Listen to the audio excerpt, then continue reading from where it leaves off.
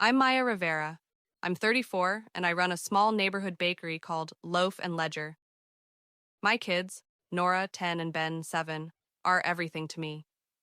Growing up, our family's life seemed to sit on two rails, the public one with my parents and the private one where everything else happened. My parents, Carlos and Elena Rivera, built a name for themselves in the city's arts world. Rivera and Company Gallery started as a modest contemporary space and, over 30 years, grew into a respected local institution. Corporate donors, catalogs, opening nights where people who collect for a living whisper into their phones and pretend not to eavesdrop. It was a glamorous life that smelled of oysters and varnish. And then there was my sister, Claire. Claire was the one who fit the picture my mother loved. Tall, sculpted, fluent in the patter of donors, always wearing a coat that cost more than my rent. She was the golden child, the framed paintings in the main hall, the page in the society magazine, the daughter who could say, "My sister? Oh, she's so practical." She bakes that last word, practical, followed me like a polite insult for most of my life. I was the kid who loved making things that mattered to people who lived next door. Bread for the family who worked double shifts, birthday cakes for teachers, pies for the shelter. I studied community arts education, not galleries. I married once in my late 20s, and the marriage didn't survive the stress of two careers. The divorce left me with two amazing children and a stubborn pride that I would not let my kids be entitled by my past grievances.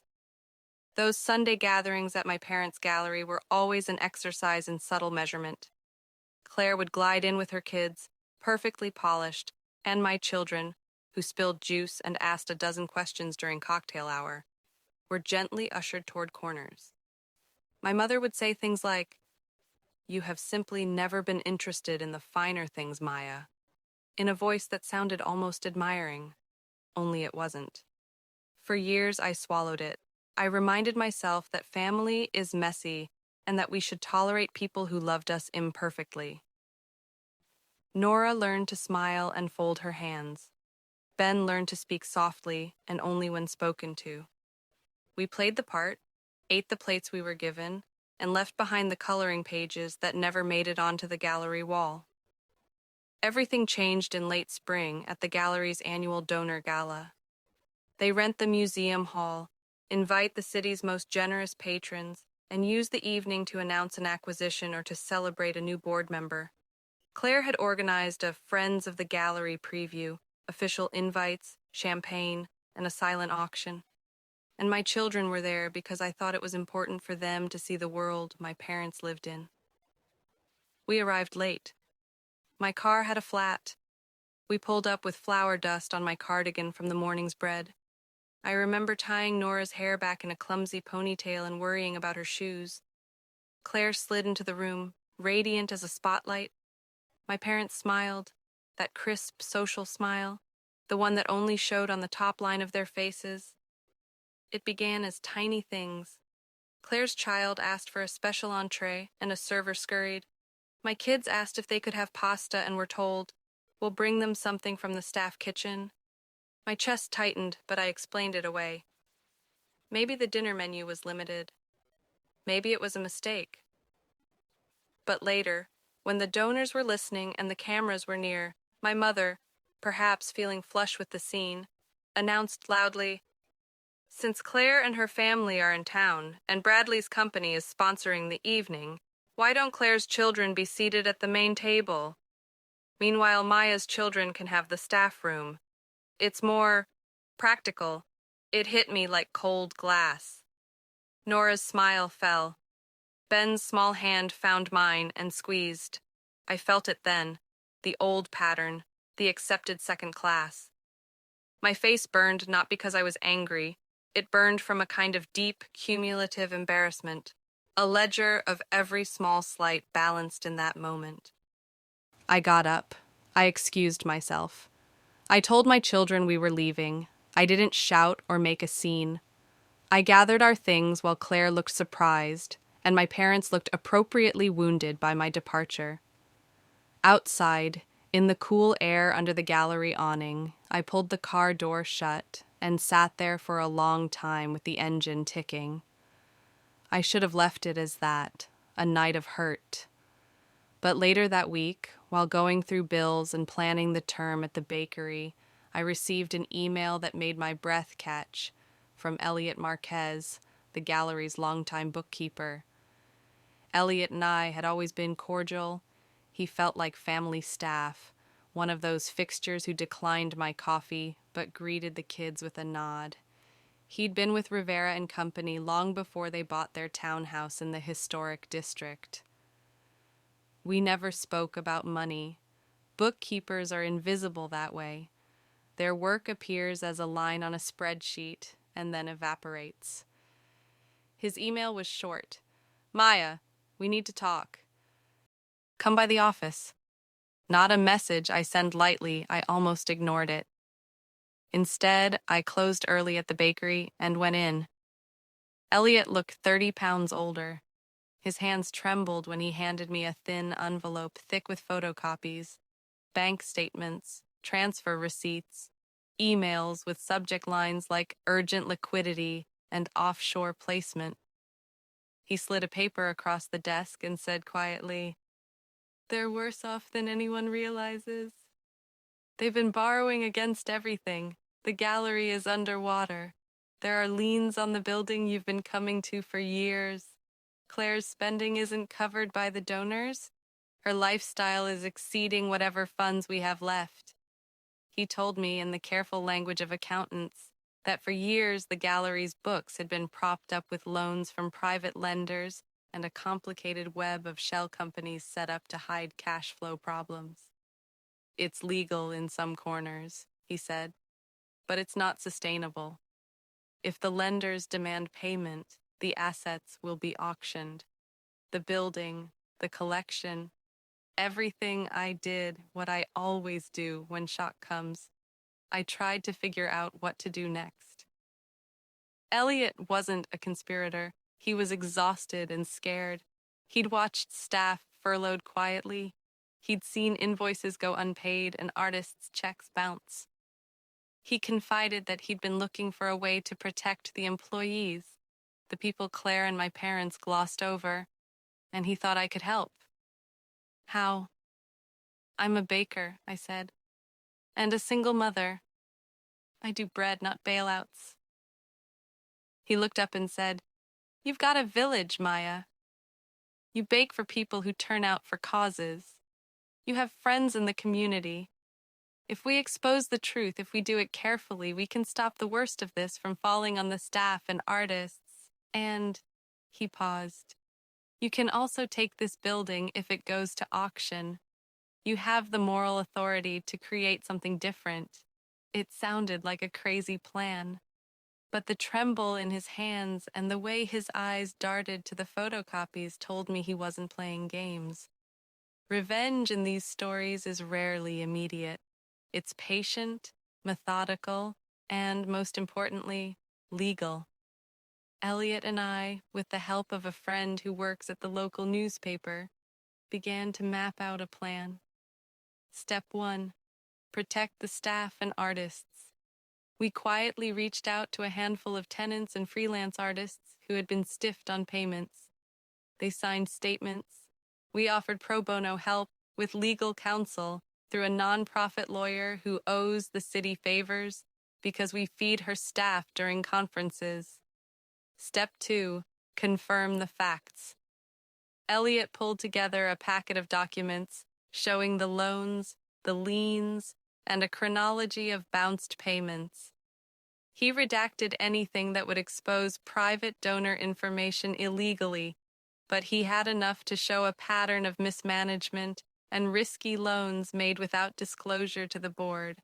Step 3. Build a credible public narrative. I called Rosa Jimenez, an investigative reporter who had once written a long piece on urban redevelopment. Rosa loved a story where institutions that preach culture hide a messy bottom line. She listened, she asked for documents, interviews, and, most importantly, time to verify. Step 4. Rally the community. I used the bakery. It was my lever. A bakery is a small pulpit in this city. Teachers stop in, musicians, parents, and the odd city council candidate. I began hosting weekly community mornings, open mic, art share, coffee conversations on public stewardship. No one pitched the plan in those meetings. Instead, we built goodwill, and people began mentioning the gallery's name with a new tone: curiosity, concern. Step 5. The pivot. When Rosa said she had enough to publish, we scheduled a different event, a community exhibition to coincide the same night as the gallery's big donor gala. The idea was simple: show the work of the artists who were owed money, let those artists speak about their experience, and have the verified documents on display for the press. We invited city officials too, not to inflame, but to let them see the facts: unpaid invoices, liens, and dry bank statements. Lastly, the practical endgame. If the lenders called in their loans, and Elliot believed they might after the press, the building could be auctioned. We would not let the building simply disappear into the pockets of another investor who would gut it. We would bid. We would transform the gallery into something accountable: a community arts center with guaranteed pay for artists and long-term leases for the staff.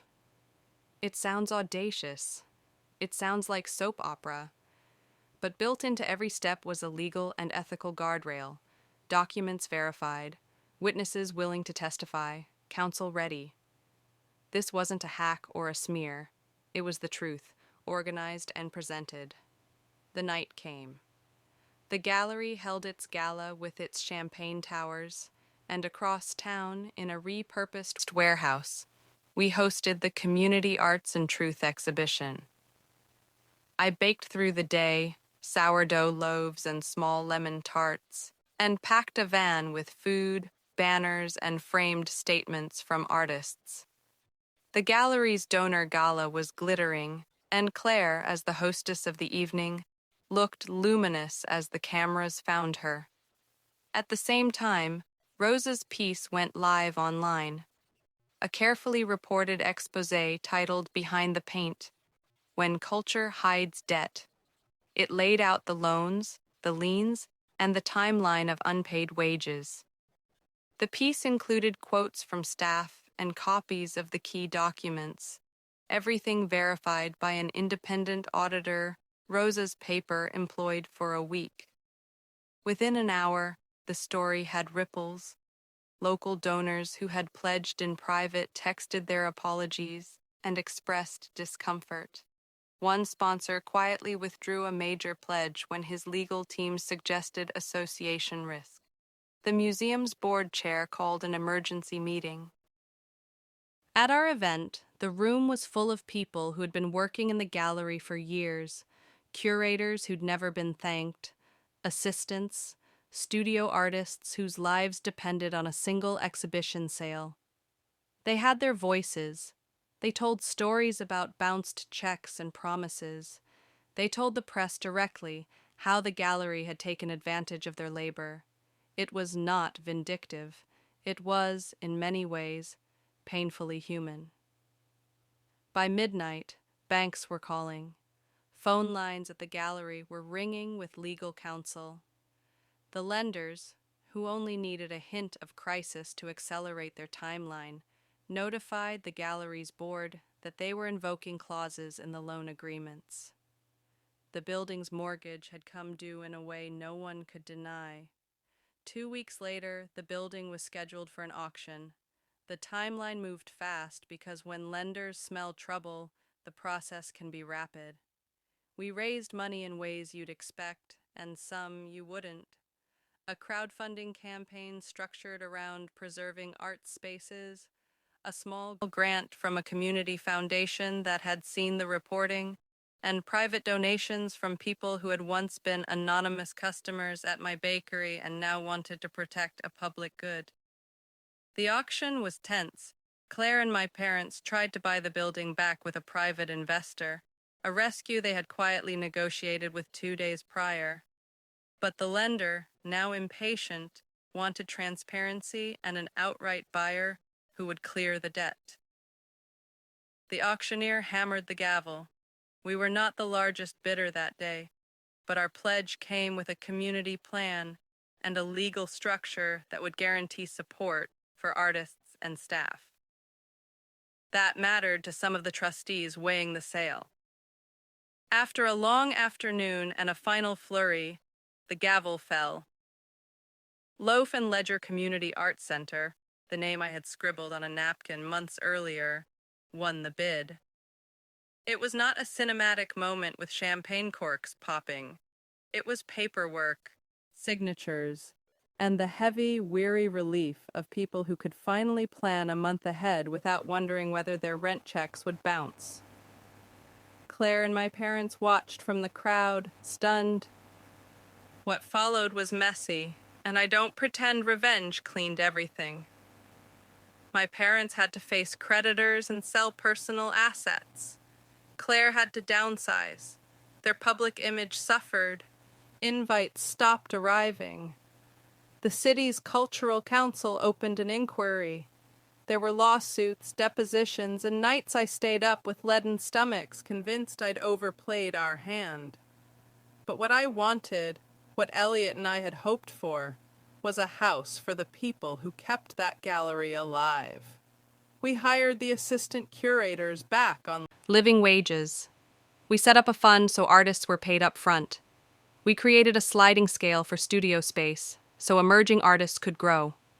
We opened our doors for after-school programs where Nora and Ben could bring their friends without feeling out of place. My father called weeks later. His voice was thin with something like contrition. "Maya," he said in that voice I have not heard often, "we were wrong." We thought reputation could replace responsibility. My mother sent notes that at first felt performative, and then, over time, more human. Claire showed up once, uninvited, to the community center's opening. She sat at the back, her face unreadable, and watched a mural go up painted by kids who had never thought an art studio could be for them. When she left, she hugged me. It was not an apology. It was not an embrace I would build a life around. It was, like the rest of that season, a start. People often ask if I felt good when the empire cracked. The short answer is yes, but not in the way a television drama asks you to celebrate. I felt grateful for truth. I felt relief that my children would grow up with an example that dignity can be defended without destroying others. I felt a complicated sorrow for a family that had become dependent on a mask. If there is one lesson I want to give you from this story, it's this. Standing up doesn't have to be loud. It can be careful. It can be legal. It can be built on community and evidence. And sometimes the best revenge is to create something better than the thing that hurt you. A place where your children and every child can belong without asking permission. If this resonated with you, if you've ever been asked to sit in the kitchen while someone else takes the table, leave a comment and tell me where you're watching from. I read them. If you want more stories like this, hit subscribe and tap the bell. Share this with someone who needs to hear that it is possible to hold people accountable and still choose compassion. Thank you for listening. Remember, the bravest thing is not to break someone who wronged you. It's to build what you needed when they wouldn't give it.